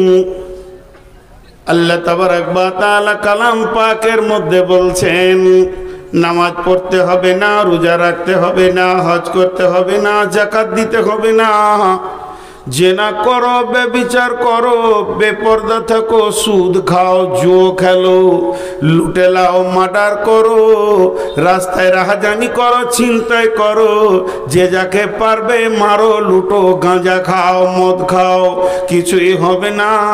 তারপরেও তুমি জান্নাতে যাবে শুধু আল্লাহর একটা হুকুম মেনে নিলে। সব জেগে গেছে, কোন মৌলবি রে? এক ধাপ থেকে সব হালাল হয়ে গেল রে। আচ্ছা হালাল, ওদেরকে তো মজা লাগছে যে এই সব হালাল, হারামকে হালাল করে দিল এখনই, যে একটা খালি আল্লাহর হুকুম মেনে নেবে জান্নাতুল ফেরদৌস পেয়ে যাবো। তো আমার সামনে এক মুরব্বী পান খেয়েছিল, ও পান চিবানো বাদ দেন করেছে, কি জলসা হচ্ছে। তো শেষকালে আমাকে বলছে, বাপজি আমি 70 বছর বয়সে এমন জলসা শুনিনি বাপ, যে এত গুনাহ করার পরও সে জান্নাত যাবে আল্লাহর একটা হুকুম মানলে। কোথায় আছে বাপ? তা বললাম কোরআন শরীফে আছে। তখন বলছে হ্যাঁ, এটা আরো সহ্য হচ্ছে না। তখন বলছে কোন সূরাতে? সূরা রহমানে। কোথায় আছে? বিসমিল্লাহির রহমানির রহিম, ইয়া মা'শারাল জিন্নি ওয়াল ইনসি ইন ইসতাতা'তু আন তানফুযু মিন আকতারিস সামাওয়াতি ওয়াল আরদি ফানফুযু লা তানফুযুনা ইল্লা বিসুলতান ফাবিআইয়ি আলাই রাব্বিকুম আপনারা উত্তর দেন তো, যে ঠিক উত্তর দিতে পারবে 1000 টাকা নিব। কালো কালিতে লাল লেখা হবে, কালো কালিতে লাল লেখা হবে, হবে। কালিটা কালো, বানানটা লাল, হবে না? হবে। আচ্ছা, তেমনি এটা রাত না দিন? রাত শব্দ ব্যবহার না করে এটাকে রাত বলেন তো, দিন নয়। দিনকে না করবেন তো রাত হয়ে যাবে। তো ঠিক এই আয়াতটাকে তর্জমা করবেন একদিকে, অপোজিট দিয়ে ধরিয়ে দেবেন, তো ওইটা এসে দাঁড়াবে। আল্লাহ বলছেন, হে জিন ইনসানের দল, তোদেরকে যদি আমার আইন মানতে ভালো না লাগে, তার মানে যত হারাম আছে এগুলোকে যদি খেতে মন যায়, আমার আইন মানতে ভালো না লাগে, আমার যত নিয়ম বলেছি বলতে ভালো না লাগে, শুনতে ভালো না লাগে, এগুলোকে যদি তোদের চলতে ভালো না লাগে, তোদের যা মন যাবে তাই করগা, তাতে আমার কিছু যায় আসে না। তবে তোদেরকে একটা কাজ করতে হবে, আমার রাজ্যের বাইরে গিয়ে বাসা বাঁধতে হবে। বুড়াটা তখন বলছে, কোথায় যাবো বা? আপনি ভারতবর্ষের আইন মানবেন না, ভারতের মাটি ছেড়ে দেন, সরকারের আমাদের কিছু যায় আসে না। আর ভারতের মাটিতে থাকতে গেলে আইন মানতে হবে। তো আল্লাহর জমিনে যদি থাকতে হয়, আল্লাহ বলছে আমার আইন মানতে হবে। যদি আমার আইন মানতে ভারী লাগে, তা আমার মাটিটা ছেড়ে দে, পালা। কোথায় যাবো বা? তো যাবার যদি জায়গা না আছে তাহলে মানতে হবে। তেমনি আমি বলছি, পৃথিবীর কোনো ব্যক্তি গুনার কারণে জাহান্নাম যাবে না। কিয়ামতের মাঠে আমি নূর মোহাম্মদকে ধরেছে ফেরেশতাতে। এগুলো কৌতূহলী কথা, এগুলো বলবেন না বুখারী মুসলিমের কথা, এর ভিতরে যুক্তি আছে, কৌতূহলী কথা। আমাকে বলছে ফেরেশতা জাহান্নামে চোর, আমি আল্লাহকে বলছি মাবুদ জাহান্নামের ফেরেশতা ধরেছে। আল্লাহ আমাকে জিজ্ঞেস করছে কেন? আমি বললাম ফেরেশতা টানছে, বল জাহান্নাম চ। আল্লাহকে আমি বলছি কেন? আল্লাহ বলে, বান্দারে তুমি গুনাহ করেছো, তুমি গুনাহ করেছো। তখন আমি আল্লাহকে বলছি মাবুদ, গুনাহ করা মানুষের ডিউটি, একে গুনার মতো করার পাশ তুমি বানিয়ে দিয়েছো। অতএব আমি আমার ডিউটি ঠিক করেছি, মাফ করার ডিউটিটা তো আপনার, তাহলে ডিউটিতে ফাঁকি কার চলছে? এর জন্য আল্লাহ তাবারক ওয়া তাআলা কি বলছেন? তুবু ইলাল্লাহি তাওবাতা, আল্লাহ তাওবাতান নাসুহা। আর মুমিনের সিফত বলতে গিয়ে বললেন তোমরা তওবা করনে ওয়ালা হয়ে যাও। আত-তাইবুন, সারা পৃথিবীর মানুষ গুনার কারণে জাহান্নাম যাবে না, বরং তওবা না করার কারণে জাহান্নাম যাবে। কথাটা বুঝতে পারলাম? কিসের কারণে জাহান্নাম যাবে? তওবা না করার কারণে। ছোট্ট একটা উদাহরণ দিব। আপনাদের এখানে এসে ঝমঝম করে বৃষ্টি হচ্ছে, বর্ষার সিজনে মসজিদে উঠেছি, আর আপনাদের মাদ্রাসার সেক্রেটারি দেখতে পেয়ে যাই, কী ব্যাপার নূর মোহাম্মদ ভাই, এখন তো কোনো জালসা নাই বর্ষা সিজনে, আর এসার পর উঠেছি, বাড়ি আমি না খেয়ে এসেছি, কোথা থেকে যে হুট করে এসে ঢুকলাম আল্লাহ জানে। উনি তাড়াতাড়ি বাড়িতে গিয়ে বিবিকে বলছে কিছু আছে? কিছু না, হালকা ভাত আছে আর খানিক আলু পরে আছে। বলে দুটো ডিমকে অমলেট করো, চলো। দিয়ে ছেলেকে পাঠালে, যার বাপ মৌলানাকে ডেকে নিয়ে খাবে, গেলাম না। দ্বিতীয় ছেলেকে পাঠালে, গেলাম না। তৃতীয়বার ছেলেকে পাঠালে, গেলাম না। চতুর্থবার ছেলে পাঠালে, গেলাম না। পঞ্চমবার ছেলেকে পাঠাইলে, ভাত তো বিরক্ত করিস না, খাবো না বলছি, খালি বিরক্ত করে। শেষকালে নিজে থাকতে না পেরে সেক্রেটারি এসে বলছে, ভাই চলেন, ঘরে ডাল ভাত যাই আছে দুটি খেয়েলেন, কোথা থেকে এসছেন? হাতটা ঝেঁকড়ে দিয়ে বললাম, আপনি জানতো বিরক্ত করিয়েন না তো। শুয়ে পড়লাম। যে সকালবেলায় ফজরের নামাজ পড়ে আমি মাইকে এলান করছি যে মথুরাপুরের লোক ভালো নয়, মেহমানের ইজ্জত করে না। আমার দাবিটা সত্য না মিথ্যা?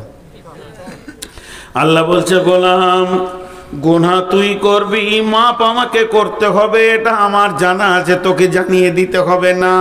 এর জন্য আমি মসজিদকে পাঠালাম, ফজরের সময় ডাক, ওদের গুনাহ আমি মাফ করব, তোকে আমি পেলাম না। জোহরে ডেকেছি পাইনি, আসরে ডেকেছি পাইনি, মাগরিবে ডেকেছি পাইনি, এসাতে ডেকেছি পাইনি।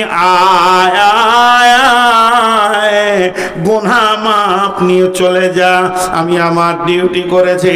5 বার যখন মসজিদ দিয়ে পেলাম না, গভীর তাহাজ্জুদের টাইমে আমার রব আপনার আমার দরজার কাছে এসে বলছে, গোলাম ও গুনাহ করেছিস, জাহান্নামের আগুন জ্বলে গেছে, একবার তুই রব্বানা বলে চোখের পানিতে কাঁদ, আমি রব মাফ করার জন্য রেডি হয়ে আছি। তারপরও আমি রব্বানা বলে কাঁদলাম না, মাফ নিলাম না। অর্থাৎ মানুষ গুনাহ করার কারণে জাহান্নাম যাবে না, বরং মাফ না চাওয়ার কারণে জাহান্নাম যাবে। জি ভাই,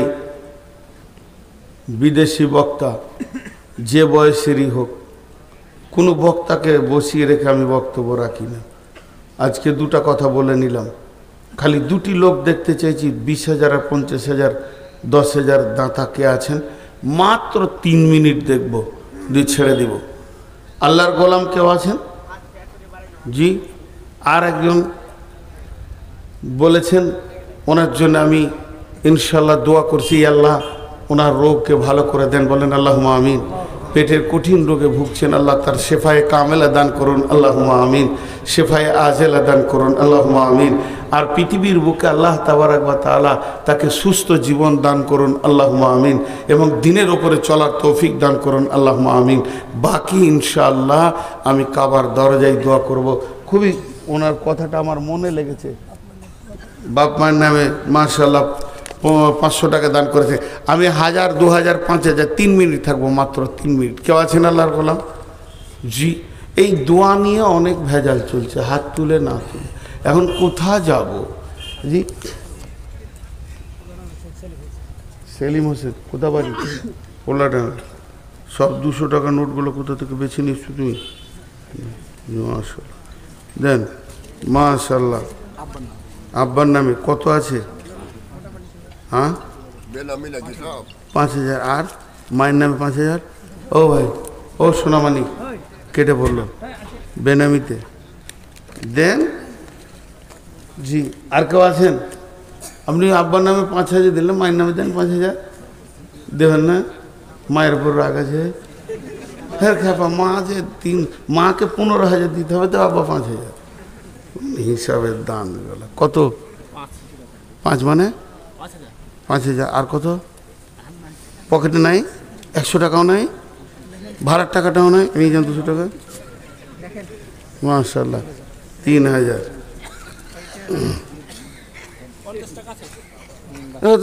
ভাড়া নাই?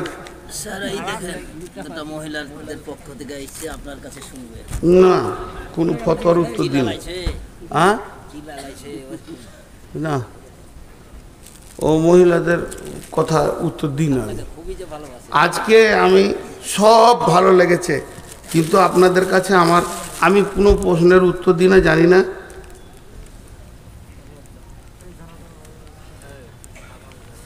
এইগুলো আর কি জানানোর দরকার আছে? তোমার স্বামীর ভেজাল আমি কোথাও মারতে পারবো? জি। কিন্তু আমার একটা প্রশ্ন আপনাদের শিক্ষিত সমাজের কাছে থেকে গেল, যে মেয়ে ব্যাচেলিয়র হয়ে যাবে, যার মেন্স চালু হয়ে যাবে, সে সমাজে এসে কণ্ঠ খুলে কথা বলতে পারে না। এটা আমার জানা আছে, যদি ভুল হয়তো বলবেন। মানে এত বড় মেয়ে মাইকে কথা বলবে, এটা শরীয়ত পারমিশন দেয়নি। এটা আপনারা খারাপ মনে করেন চাই ভালো মনে করেন? হ্যাঁ, এই মেয়েটা যার চেহারা, যা শরীর, তাতে 500 পুরুষের আকর্ষণ হবে। যদি আকর্ষণ না হয় তাহলে সে হিজড়ে। আমি পরিষ্কার কথা বলছি। ওর কণ্ঠস্বর আর বলার ভঙ্গি আর অঙ্গভঙ্গি যা হচ্ছিল, যদি কোনো পুরুষের আকর্ষণ না হয় তাকে হিজড়ে বলবো, তার চিকিৎসা করাতে হবে। তো ওই জন্যে এমনকি রাসূলুল্লাহ সাল্লাল্লাহু আলাইহি ওয়াসাল্লাম বলছেন, মেয়েদের কণ্ঠস্বর পর্যন্ত পর্দা। কে? ইন্দাদুল 5000 দিয়েছে আর 5000 বাকি, মাশাআল্লাহ। তো এগুলো একটু আলেম ওলামাদেরকে জিজ্ঞেস করবেন, আমি ফতোয়া দিচ্ছি না। আর কেউ আছেন ভাই? কই 25,000টা বলছেন যে একজনের লুকিয়ে আছে 25,000। কে বললো লুকিয়ে আছে? আপনি বললেন এর ভিতরে আছে 25,000। মাশাআল্লাহ। বলেন আর কেউ আছেন ভাই আমার? মাশাআল্লাহ। বিদেশি মেহমান, বাবার আর শ্বশুর নামে, আর দুটো শাশুড়ি আর মা বাদ গেল। দানগুলো সব এক পেশি হয়ে গেছে। এলাকার সব বাপদেরকে বেশি ভালোবাসে মনে হয়। জি, যাই হোক, যারা দান করেছেন আল্লাহ তাদের যা যায় খায়ের দান করুন। তো আমি আপনাদের সামনে সর্বশেষ কথা এতটুকু বলে যাচ্ছি, জান মালের সহি ব্যবহার করতে হবে। আর আল্লাহ মুমিনের জান মালকে নিয়েছেন জান্নাতের বিনিময়ে। আল্লাহ তাবারাক ওয়া তাআলা শোনা এবং বলার থেকে বেশি করে আমল করার তৌফিক দান করে। আব্দুল হক সাহেব কত? আর বাড়বে না? বাড়বে না? আপনার ছিল আপনার 50 না 25 25 বলছেন বারে বারে। 25 টাকা আর 5000 তাহলে আর খানিক্ষণ দাঁড়াইলে 50 হবে। এটা 30 সেকেন্ডে 5000 করে বাড়ছে। তাহলে আর কি দেন বাড়ান।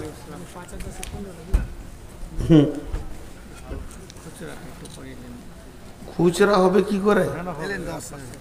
আচ্ছা চাদর দেন, চাদর দেন। আপনার হাতে এসে দিয়ে যাবে তেল শর্তে বেশি না, তাহলে মজলিসটা ভেঙে যাবে। পরবর্তী বক্তা আছে, আমি হাতে তখনই নিব। লোক আছে রেডিও দিয়ে দেন সব কটা গুনেলি। কি ভেজাল, কষ্ট করে। মাশাআল্লাহ। জি, এই চাদর ভিতরে ঢুকে যান তো, চাদর ঢুকে যান। মায়ের নামে 500 টাকা। এতক্ষণ একটা মায়ের ছেলে দেখতে পেলাম, মাশাআল্লাহ। আর কে আছেন মায়ের নামে 500 দিয়েছে? কেউ আছেন? ঠিক, একটা চাদরে হবে না, দুটো চাদর, এইদিকে একটা দেন, এইদিকে একটা দেন। জি ভাই, আপনাদের যার কাছে যা আছে টাকাগুলো রেডি করেন, যাবে সঙ্গে সঙ্গে দিয়ে দেন, যাবে সঙ্গে সঙ্গে দেবেন। চাদরটা ধরেন, আর একটা চাদর এইদিকে দেন করে। বাবা কে আছে? আর একটা চাদর এইদিকে দিয়ে দেন, দেন আল্লাহর রাস্তায়। এদিকে একটা চাদর দেন। জি,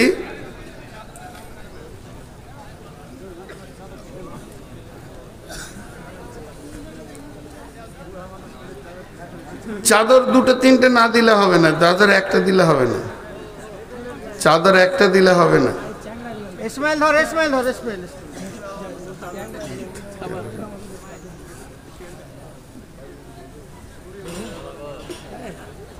মাশাআল্লাহ, জাযাকাল্লাহ। আপনারা দিতে থাকেন, আল্লাহর রাস্তায় দিতে থাকেন, আল্লাহর রাস্তায় দিতে থাকেন, আল্লাহর জন্য দেন।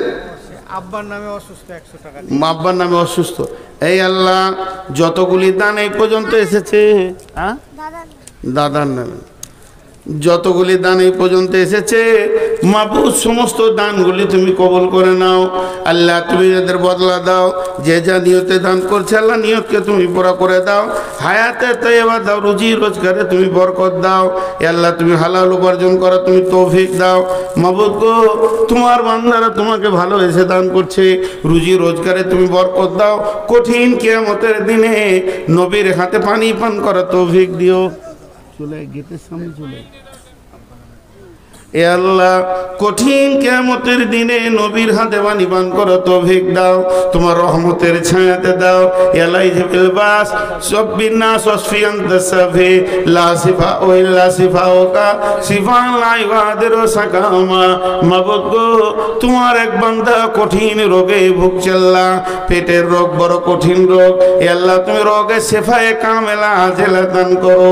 এ আল্লাহ তুমি তাকে সুস্থ শরীর পৃথিবীতে দাও, শুধু শারীরিক সুস্থ নয় মানসিক সুস্থতা দাও। এবং সেই সাথে মাবুদ গো, ওই ব্যক্তি বড় আশা করে আছে আমার কাছে দোয়া নেবে। আমি এক গুনাহগার তোমার দরবারে দোয়া করছি মাবুদ, গুনাহগারের দোয়াটা তুমি কবুল করে নি, শেফায়ে কামেলা আজেলা তুমি দান করিও মাবুদ। হে আল্লাহ তাকে তুমি পাঁচ ওয়াক্তের নামাজি বানাইও, তোমার রাসূলের সুন্নতের উপরে পাবন্দি করিও। কেউ মায়ের নামে, কেউ বাপের নামে, কেউ দাদার নামে, দাদির নামে, যে যার নামে দান করছে মাবুদ, দানগুলো তুমি কবুল করো, মাফ করো, ক্ষমা করো রব্বুল আলামিন। নিশ্চয়ই তোমার বান্দারা তোমাকে ভালোবাসে, ভালোবাসে বলে নিজের হাতে দান করেছে মাবুদ। হে আল্লাহ দানগুলোকে গ্রহণ করে নাও, এদেরকে তুমি কবুল করে নাও। আমিন আল্লাহুম্মা আমিন। আর কেউ আছেন ভাই আমার? চটচট করে দেন। এইখান থেকে সাগর দিঘি শর্ট রাস্তা কি? আমাকে লোকেশন, হ্যাঁ লোকেশন দিতে পারবে কেউ? লোকেশনটা করে দাও। দেন, আল্লাহ রাস্তে দেন। যাবে তাহলে ভালো। একটা কথায় কি আর বলবো, লজ্জার কথা, মানুষ এত নোংরা হয়ে গেছে যে দিন দুনিয়া আখেরাত কিছুই মানুষ মনে রাখছে না। তো আল্লাহর ভয় মানুষের কাছ থেকে চলে গেছে। তাছাড়া মানুষ এখনো পর্যন্ত নোংরামির মধ্যে মেতে রয়েছে। তো আল্লাহ আমাদের প্রত্যেককে সেখান থেকে ফিরিয়ে আনুন এবং জান্নাতের রাস্তায় উঠিয়ে দেন। আল্লাহ আমাদেরকে সকলকে কবুল করুন। আমিন আল্লাহুম্মা আমিন। আসসালামু আলাইকুম।